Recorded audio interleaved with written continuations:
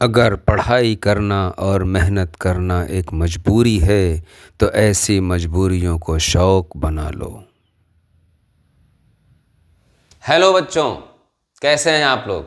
मैं प्रशांत शुक्ला इस वीडियो में आप लोगों के लिए ट्रांसफार्मर लेके आया हूं। अल्टरनेटिंग करंट वाले चैप्टर की आखिरी चीज है ये। सब देखे होंगे अपनी सोसाइटीज़ में, अपनी कॉलोनीज़ में एक बड़ा सा लोहे का स्ट्रक्चर होता है, कहीं पोल्स, दो पोल्स के बीच में फंसा होता है। करता क्या है ये? अल्टरनेटिंग करंट हाई वोल्टेज को लो वोल्टेज अल्टरनेटिंग में कन्वर्ट करता है या लो वोल्टेज अल्टरनेटिंग को हाई वोल्टेज में कन्वर्ट करता है। लेकिन आपकी कॉलोनीज में जो लगा रहता है वो क्या करता है? हाई वोल्टेज एसी को लो वोल्टेज एसी 220 वोल्ट में, और जो कहीं फैक्ट्री एरियाज में होती हैं वो 440 में कन्वर्ट करता है। मतलब ये ध्यान रखना है, एसी को एसी में ही कन्वर्ट करता है। ये आई बात समझ में?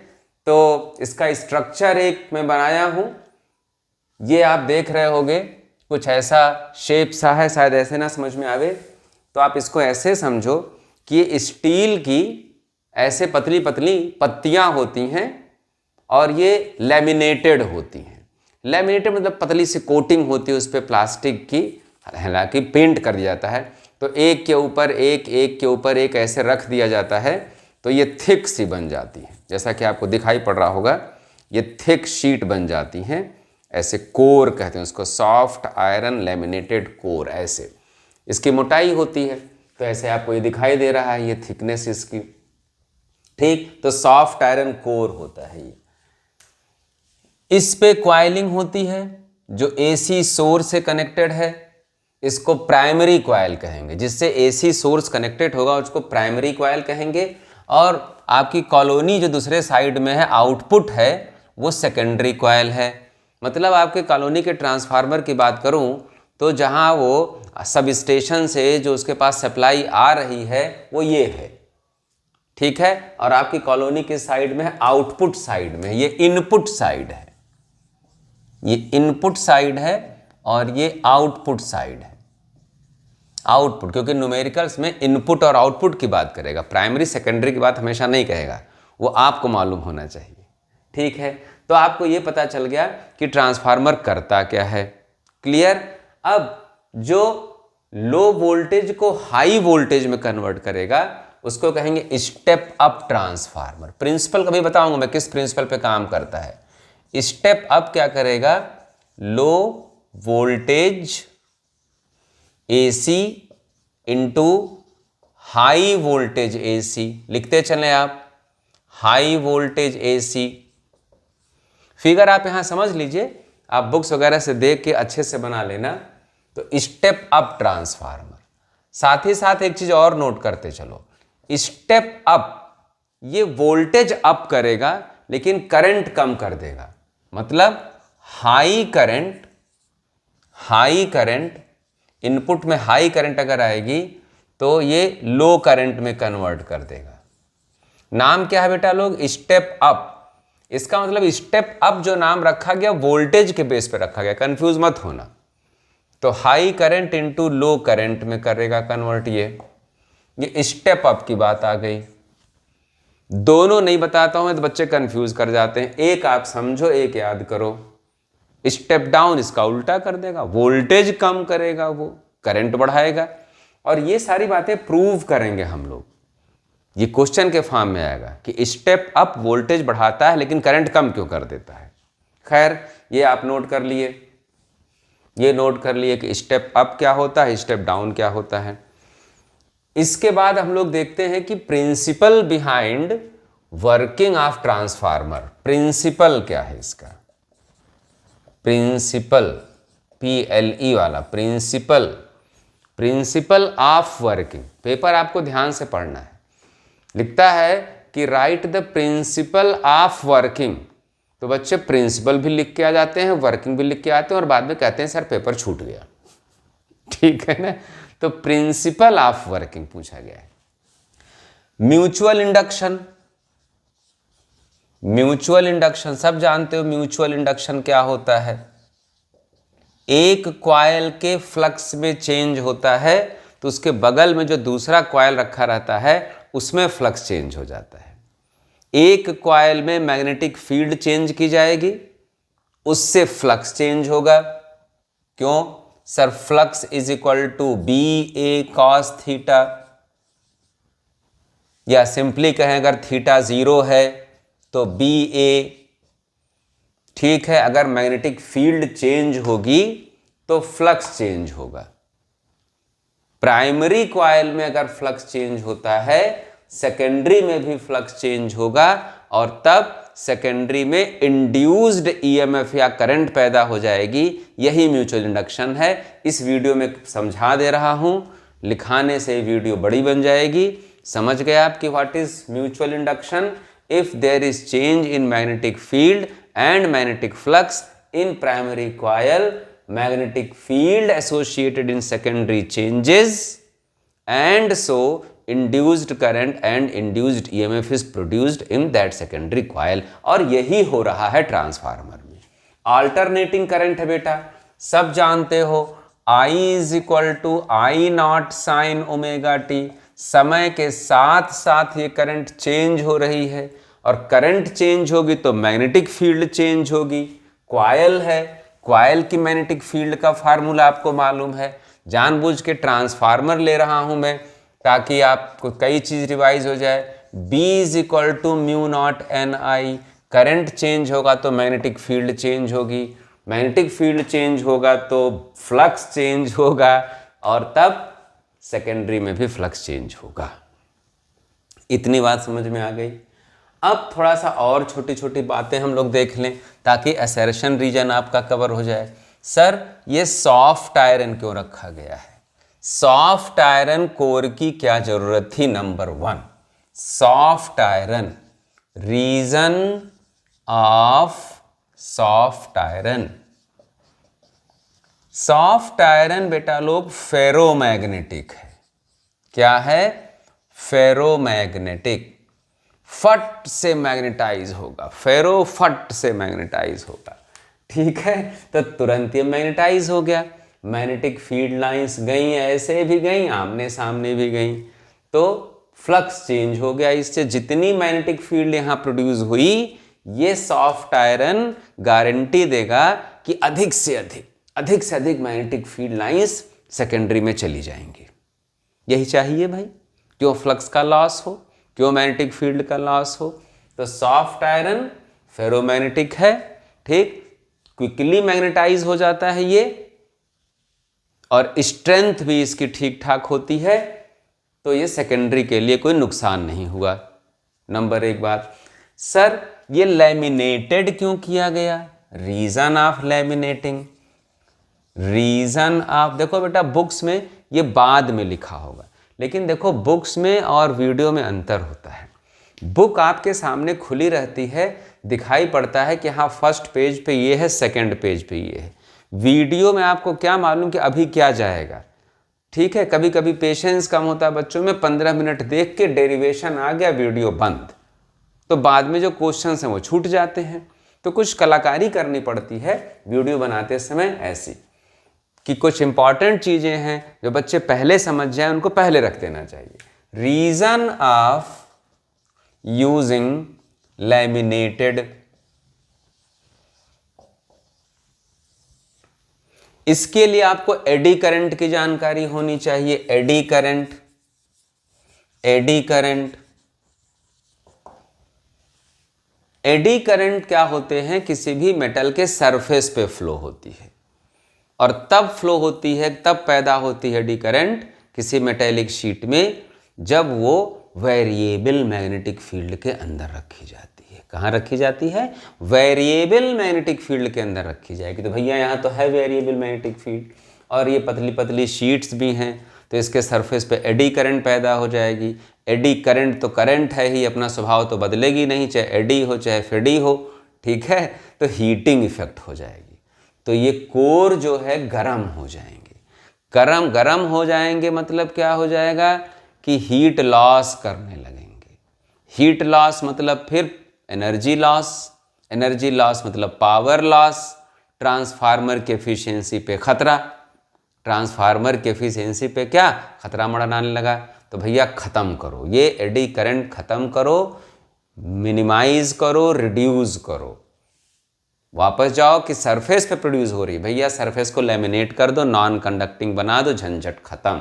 तो ये जो शीट्स थी हर एक शीट को लेमिनेट कर दिया गया, लेमिनेट करके एक के ऊपर एक के ऊपर एक के मोटा सा बना दिया गया, जैसे भी दिखाया था मैं, जैसे भी दिखाया जाता है, एक के ऊपर एक तह के ऊपर एक तह के ऊपर दूसरा तह, दूसरा तह के ऊपर तीसरा तह, तीसरे के ऊपर चौथा तह, ताश के पत्ती की तरह एक के ऊपर एक रख दिया गया। कोर अब पूरी तरह क्या हो गया, ऐसा कि एडी करंट इसमें बहुत कम पैदा होगी, बहुत कम। तो ठीक है, तो reason of using laminated sheet क्या हो गया, एडी करंट रिड्यूस हो जाती है। एडी करंट रिड्यूस होने से हीट लॉस नहीं होता, हीट लॉस नहीं होता तो ट्रांसफार्मर की एफिशिएंसी बढ़िया रहती है। खैर ये कुछ बातें हुई। तो चलिए अब हम लोगों को क्या निकालना है, सुनिए भाई, क्या करना है हम लोगों को। हम लोगों को ये करना है कि अगर इनपुट वोल्टेज, ईएमएफ कह दो, ईपी मतलब प्राइमरी इनपुट वोल्टेज, वीपी भी कह सकते हो। अगर हमको इनपुट वोल्टेज मालूम रहे, ये मालूम है भैया इसमें कितने टर्न है, कंपनी वाला लिख के भेजा है कि number of turn in primary कितने होंगे, कंपनी वाला लिखा है ट्रांसफार्मर के कि भैया number of turns in secondary कितने होंगे। ये तीन चीज़ मालूम है मेरे भाई, तो मैं बता दूंगा आउटपुट वोल्टेज कितना है ट्रांसफार्मर पढ़ने के बाद। आई बात समझ में। ऐसी कई चीज़ें हैं कि इनपुट करंट मालूम है, नंबर ऑफ टर्न प्राइमरी मालूम है, सेकेंडरी मालूम है, मतलब आउटपुट की चीज़ें निकालने की तैयारी हम लोग कर रहे हैं। आई बात समझ में। तो चलिए भाई, आपको ये मालूम होना चाहिए ना क्या कर रहे हैं, मतलब कह सकते हो प्योर थ्योरेटिकल वे में, we are going to find relation between number of turn in primary, number of turn in secondary, voltage in primary, voltage in secondary. याद रखना बेटा लोग, प्राइमरी इनपुट है, बार बार कह रहा हूं मैं, और ईएस क्या है, आउटपुट है। सेकेंडरी क्या है, आउटपुट आपको कहाँ से मिलेगा, ये सब पॉइंटर्स नोट कर लो, नहीं तो बार बार वीडियो आपको सुननी पड़ेगी। हमको अपना आवर्स नहीं बढ़ाना है, बच्चों का काम बताना है, काम आसान करना है। नोट कर लो, एनपी क्या है, एनएस क्या है, ईपी क्या है, ईएस क्या है, पीपी वाली चीज़ें इनपुट की हैं, एसएस चीज़ें आउटपुट की हैं, प्रॉब्लम ख़त्म। ठीक है, चलो ये बात हो चुकी, म्यूचुअल इंडक्शन पे बेस्ड है, लेकिन इसमें Faraday's law of electromagnetic induction भी लगता है। अभी फ्लक्स की बात कहा था मैं, phi is equal to B into A होता है, बी इंटू ए होता है। तो और ये भी मालूम है फैराडेज सेकेंड लॉ ऑफ, क्या है, Faraday's second law of electromagnetic induction. तो E is equal to minus d phi by d t. ये जानते हो फैराडे का second law of electromagnetic induction क्या है। तो अगर हमको ईपी करना है बेटा लोग, ईपी करना है, मॉड लेके काम हम करें, तो क्या हो जाएगा, फ्लक्स प्राइमरी के लिए कोई दिक्कत नहीं, और फाई इज इक्वल टू ऊपर लिखा है, फाई इज इक्वल टू ऊपर लिखा है बी ए, लेकिन नंबर ऑफ टर्न की बात भी है तो एन बी ए कर दें, और इसको एन पी कर दें प्राइमरी के लिए। सर जी बी और ए के लिए क्यों नहीं पी पी लगा रहे हो, बी और ए के लिए पी पी क्यों नहीं लगा रहे हो। बेटा लोग बताया ना, सॉफ्ट आयरन लेने से जितनी मैग्नेटिक फील्ड यहाँ उतनी मैग्नेटिक फील्ड यहाँ, और कंस्ट्रक्ट तो दोनों का बी भी सेम हो जाएगा। भी सेकेंडरी के लिए भी ऐसे लिखना है, तो नोटेशन क्यों फालतू बढ़ाएं। जितनी एरिया इसकी थिकनेस इसकी, उतनी एरिया इसकी थिकनेस, एक पूरा चौखट की तरह है ना, थ्रेशोल्ड की तरह है ना, तो फिर वो बराबर बराबर है। इसलिए बी और ए दोनों का सेम है, तो नोटेशन फालतू नहीं यहाँ रख रहा हूँ मैं। चलिए भाई, तो क्या हो गया, N P d by d t of B A, all right. Similarly ES secondary के लिए आप लिखे, सेम टू सेम हो जाएगा, NS d/dt ऑफ BA। कोई प्रॉब्लम नहीं, इतना लिख लो बेटा लोग फटाफट, इतना लिख लो आप, इतना लिख लीजिए।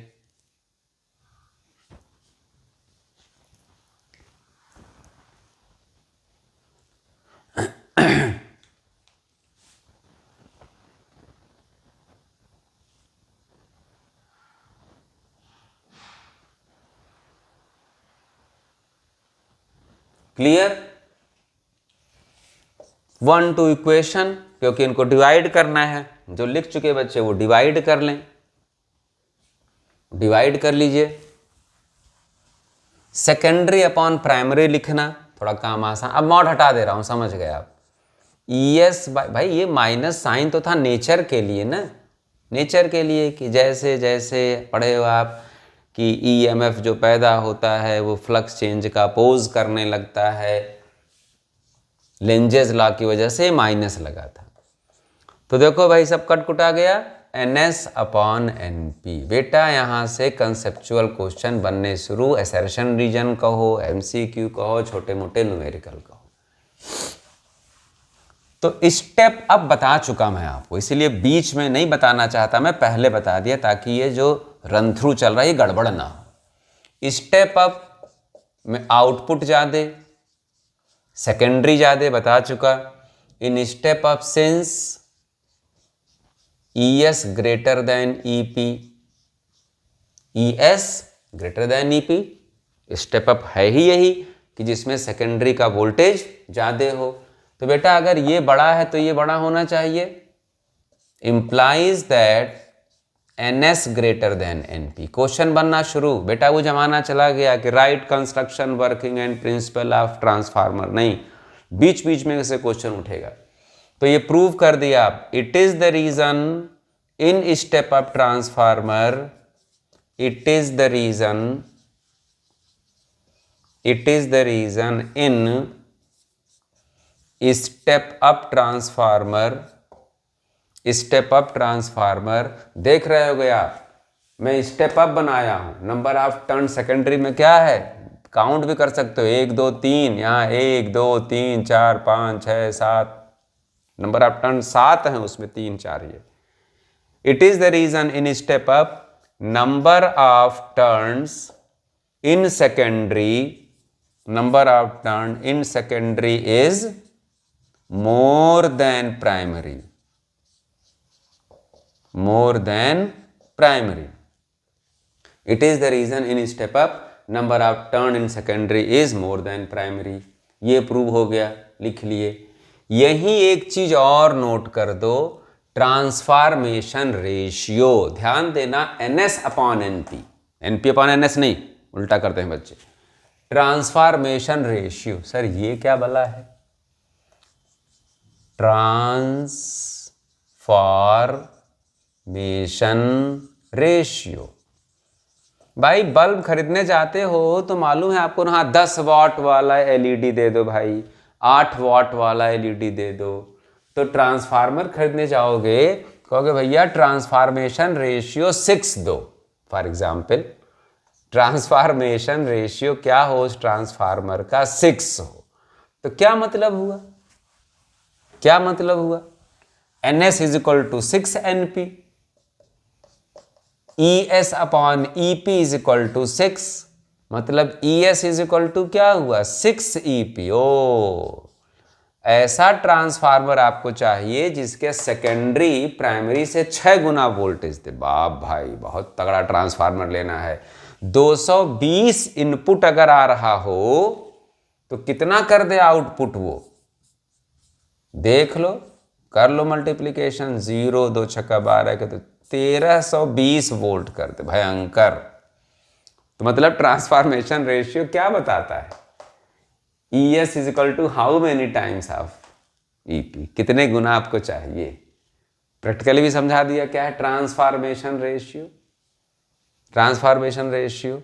ठीक है, ठीक है, बढ़िया है, आगे बढ़ूं।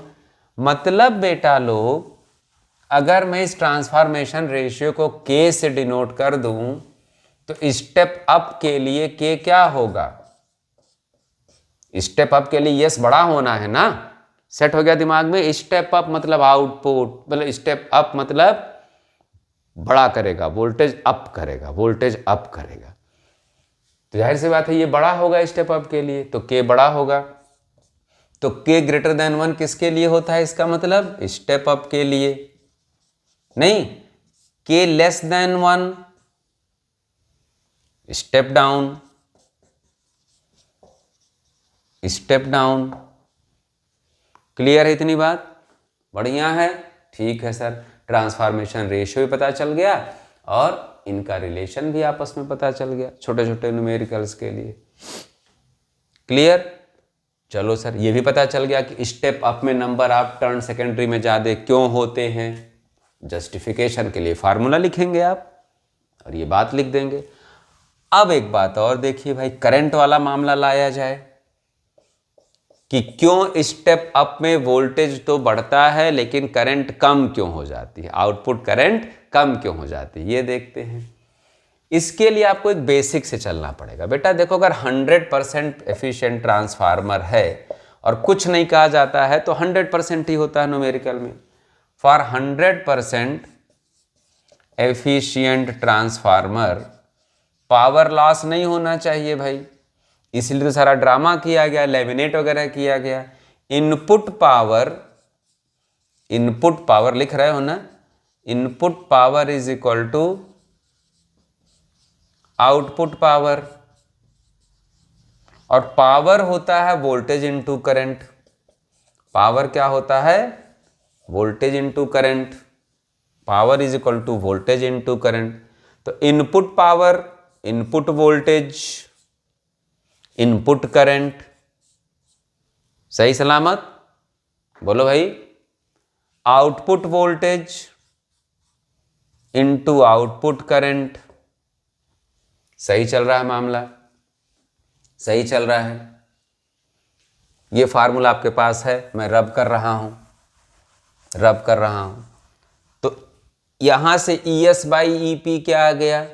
कुछ भी सॉल्व करो, ES by EP, IP by ES by EP देख लो, IP बाई IS आ गया। ध्यान से बेटा लोग, secondary voltage upon secondary current is equal to primary current upon secondary current, primary current upon secondary current. Sir इससे क्या हुआ, क्या प्रूव इससे कर लिए? चलिए फार्मूला तो आ गया बेटा, बहुत कुछ प्रूव हो गया। फॉर स्टेप अप अभी बात हुई थी कि वोल्टेज बड़ा होता है, स्टेप अप वोल्टेज बढ़ाता ही है, बार बार रिपीट कर रहा हूं। तो अगर ES बड़ा है तो मैथ क्या कहती है? IP बड़ा होगा, IS छोटा। हाँ सर समझ में आ गई क्या बात करना चाह रहे हो,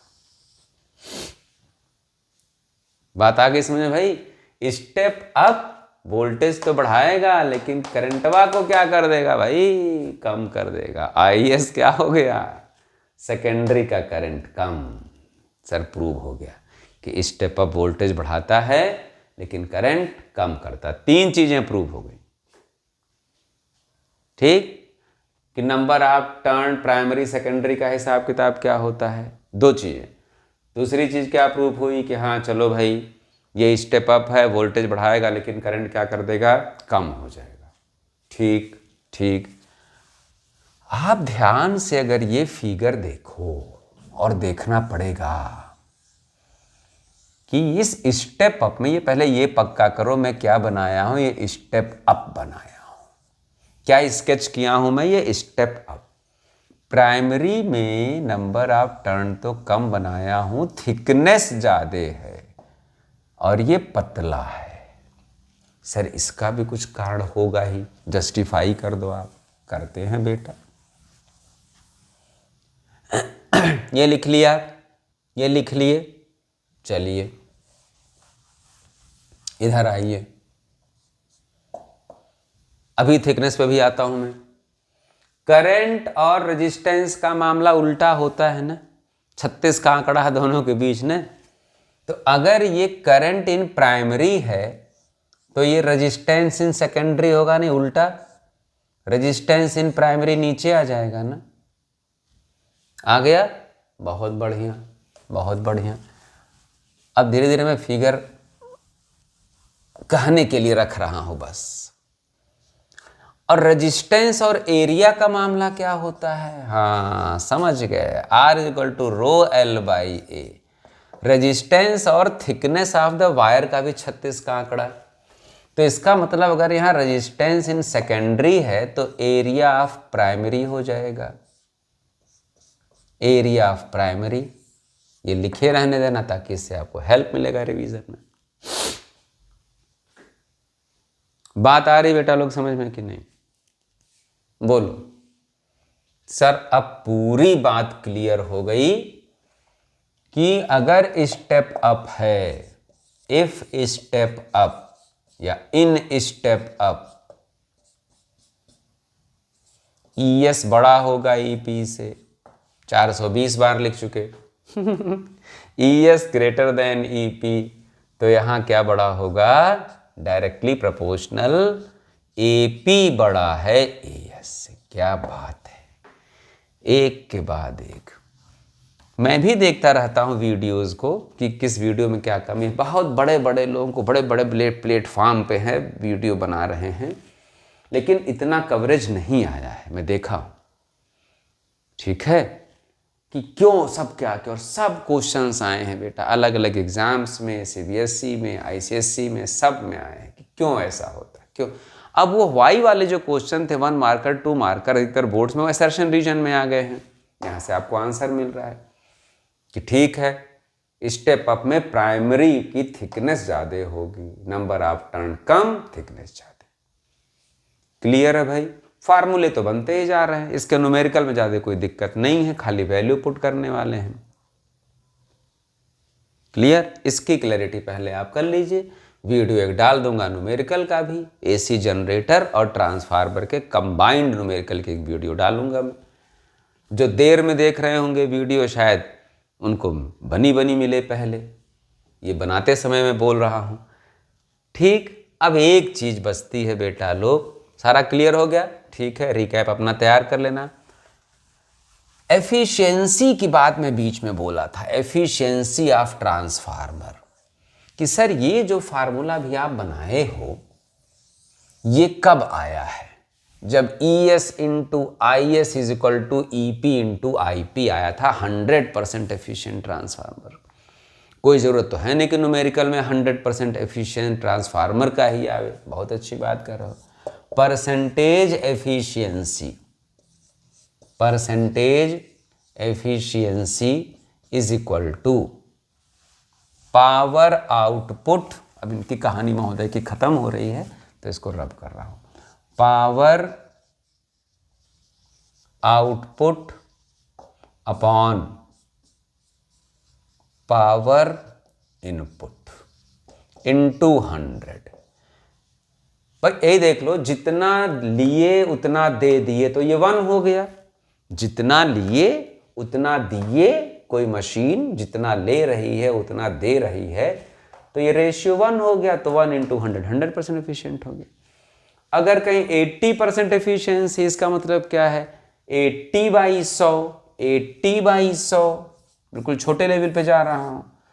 इनपुट 100 है और दे रहा है 80, मतलब 20% का लॉस हो रहा है उसका। खैर, तो अब देखो आपको पास बेसिक मिल गया।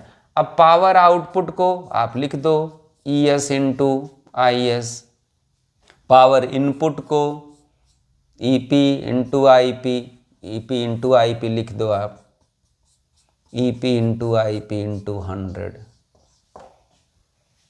क्लियर है भाई?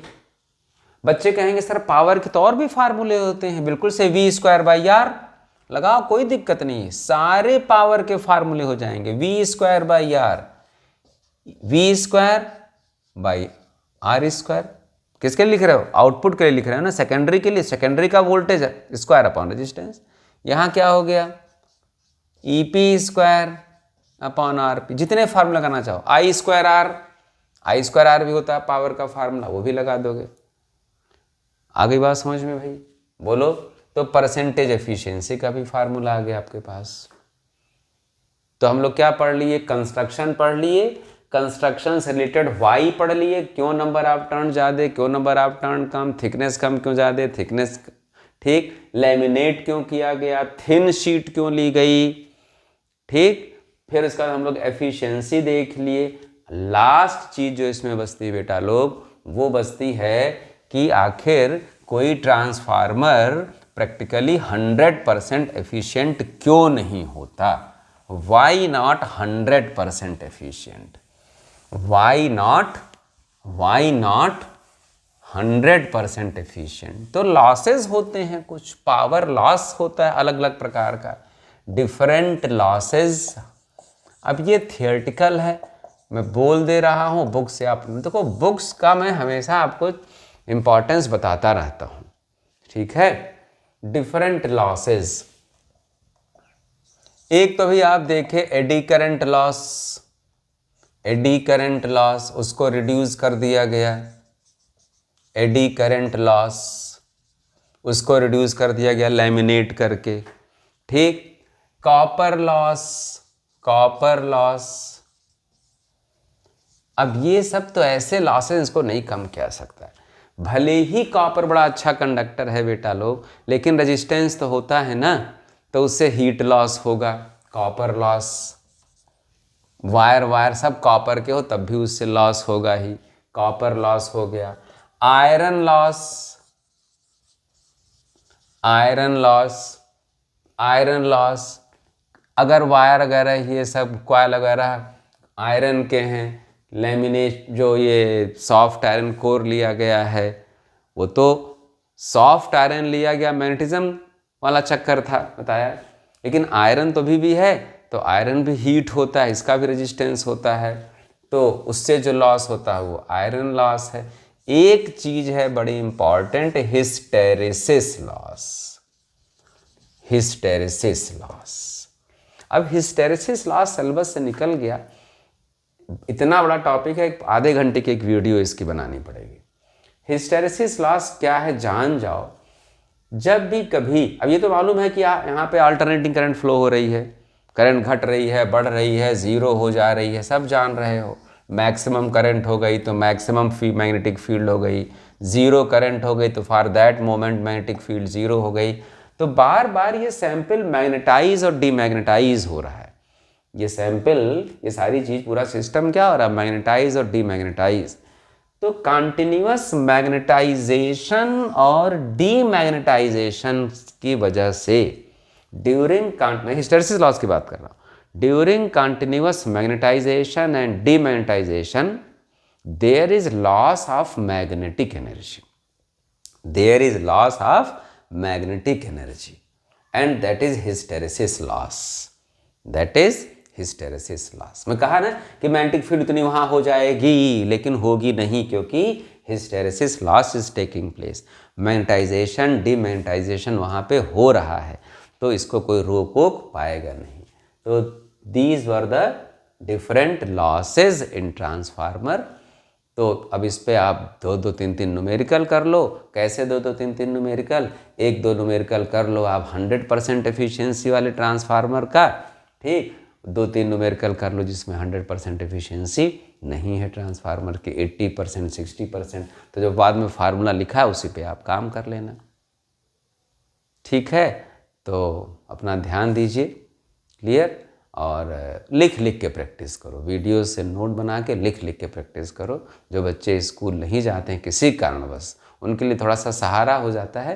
वैसे स्कूल्स आप लोगों को जाने चाहिए जिनके स्कूल्स में पढ़ाई हो, ठीक है, ये बार बार मैं कहता हूँ, ठीक है। Okay, take good care of yourself, thank you.